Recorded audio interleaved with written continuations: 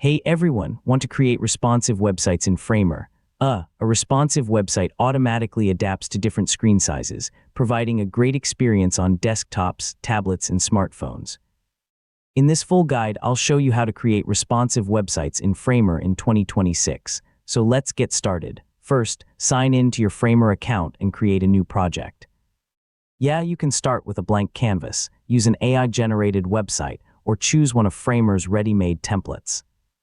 Next, use Framer's layout tools like stacks, grids, and auto-sizing elements instead of placing everything with fixed positions. Flexible layouts automatically adjust as the screen size changes, making your website responsive. Now switch between desktop, tablet, and mobile breakpoints. You can customize each layout individually while keeping your overall design consistent across different devices. Resize images, adjust typography, and fine-tune spacing for smaller screens.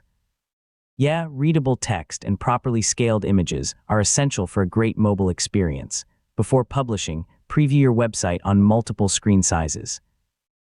Check navigation menus, buttons, forms, animations, and scrolling to make sure everything works smoothly.